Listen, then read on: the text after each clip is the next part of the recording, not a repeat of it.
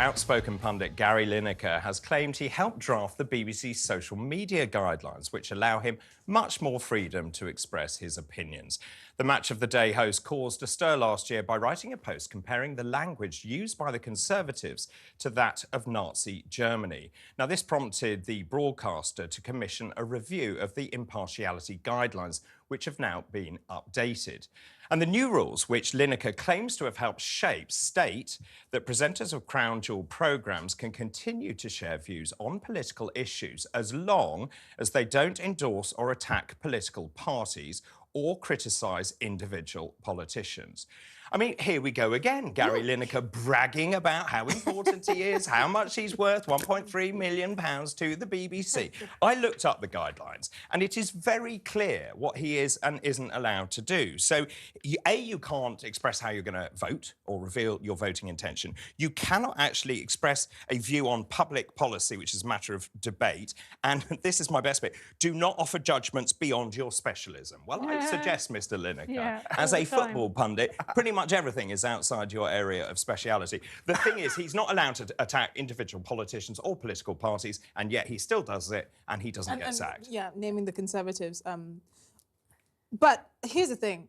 He loves the attention. Of course. He loves feeling important. He loves feeling like he is not just the football pundit. He's also the guy that has all the answers. He's like a mini oracle of our politics. And this is the issue. I think actually the bigger issue is the BBC as an organisation more broadly. But we're always talking about Gary Lineker. What has he tweeted? Oh, why is he saying this? Oh, he's attacking this person. I do not care. It's like asking a badger for medical advice. This man knows nothing to me that is relevant to my life. But we're always talking about him when we should be talking about how the BBC as an organisation is run. That's my issue. Right, well, so, I mean, you know, people have a right to an opinion on things. They do, absolutely. And I'm not sure that he's actually gone against those. He skirts close to them, but he has... Did he not attack individual politicians? I think that's why the new guidelines were drawn up. But he is surely right when he says that people only see bias when they're actually against whatever he's written. I don't feel that's true at all, actually. I mean, he could say something that was completely different to my views or the same as my views. I would still be perfectly capable of detecting that that is a political opinion.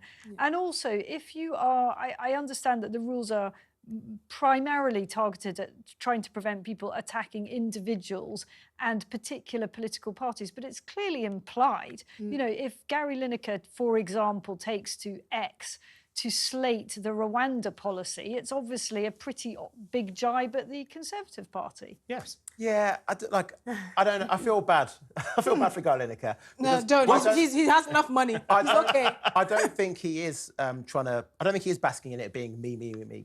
I don't think that's the case. I think this is just genuinely a person who has opinions and he wants to express them. Unfortunately, lots of people listen to his opinions. For the BBC. But he's also on a flagship programme. That's the issue I have. But as you say, he's publicly funded. But he's in sport. So he's not a news reporter. He's not in politics. He's in sport. So here's the thing. But what he says then is you're saying he shouldn't speak outside of his expertise. But he's a taxpayer in this country. He should say whatever he wants to say. But those are the guidelines, the new guidelines that says he mustn't speak outside his speciality. The issue and clearly he is. Opinion. The issue isn't him having an opinion. The issue is the job that he has for the organisation that he works for, and then he being so public with his opinion. Like I said, I don't care if he says everything that I agree with or not. That's not the issue. We live in a country where free speech, well, we supposedly have free speech, everyone is entitled to an opinion.